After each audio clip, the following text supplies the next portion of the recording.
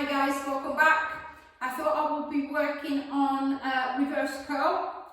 It's a movement that don't come up very often, and most of the time is done in the wrong way.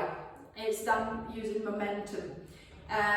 So we're going to try and see if we can make a little bit more sense of it, starting from a very basic but really effective option, and then eventually going into a few progressions if you're up for it.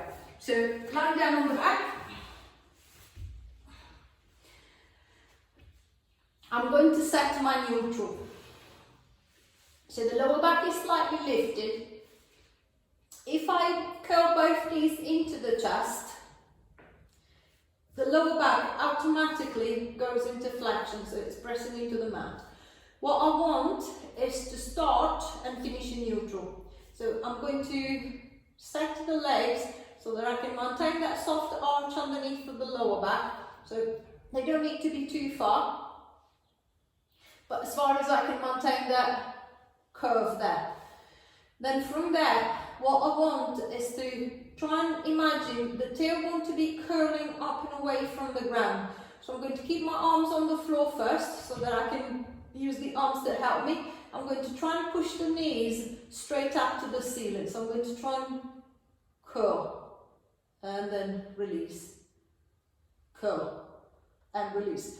If you look at the direction of my thighs, the thighs are going straight up. There is no forward momentum.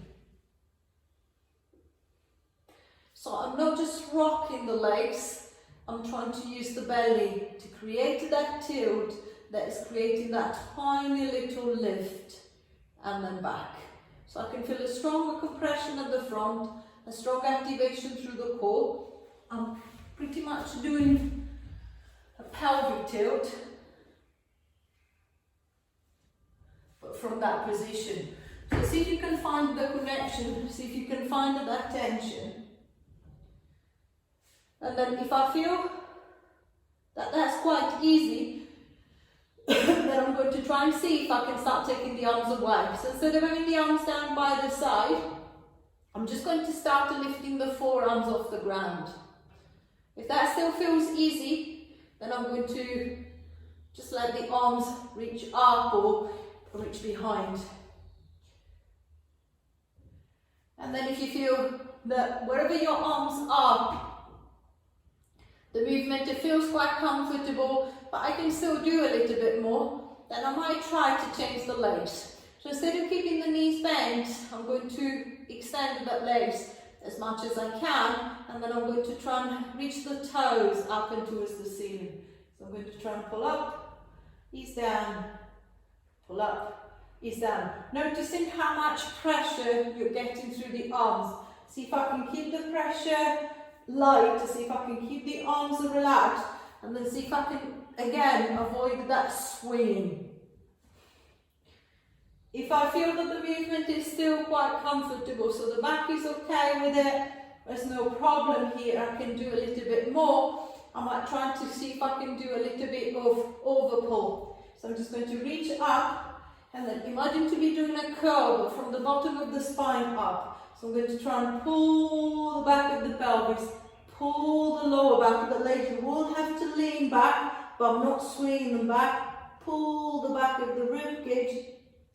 I'm going to try and go to the back of my shoulders. I don't want any pressure on my neck. And then in reverse, I'm going to try and get the back of the rib cage. Then the low back, and the back of the hips, back to my starting position, and then I'm going to try that again. If my arms are back here, it's a lot harder. If the arms are here, it's a little bit easier, whereas I can push off. If you find that you're absolutely stuck, so I feel that I don't seem able to get anywhere, I'm just going to go for a little controlled swing. So I'm just going to swing the legs slightly back, and then see if I can lift the hips or maybe the lower back off the ground. Then from there, I'm just going to control my way back. Then again, I'm going to use a little swing to come up and then I'm going to control it down. So think of segmental control. See if you can try and come up with one vertebra at a time, but see if you can try and control down with one vertebra at a time as well. So I'm just going to use a little swing to help me if I feel that I'm absolutely stuck, I can't get up. And then once that I feel that I've got that movement, I can control it down, then I'm going to try and see if I can control it up again. So I'm just going to push a little bit harder through the back of the arms or through the palm of the hands to help me lift. And then I know how to control it on the way back. So I might try and make it a little bit harder. So I'm going to use the arms again to help me lift, but without the swing. Then I'm going to take the arms away, and then I'm going to start controlling it down without the arms, until eventually I get to the point where I can take the arms back and then still do the full controlled movement up and down.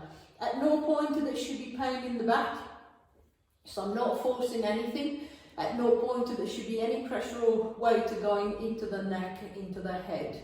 So I hope that the movement makes a little bit more sense.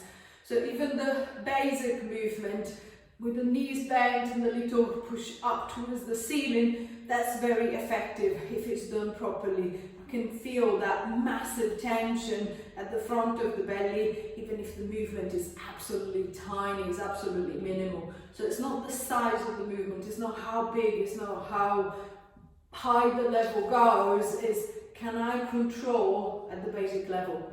If I can control the basic, then I can do whatever I want. But if I can't control the basic, the harder options will be impossible. Will be compensation from somewhere else or absolutely not possible. So start low, build up the strength, and then see if you can gradually progress it through the harder options. Any questions, any comment, same as usual, please drop a comment in the box and I'll try to get back to you as quickly as I can. And any like, always very welcome. Any suggestion to friends and family to use the videos, always welcome. See you soon. Bye for now.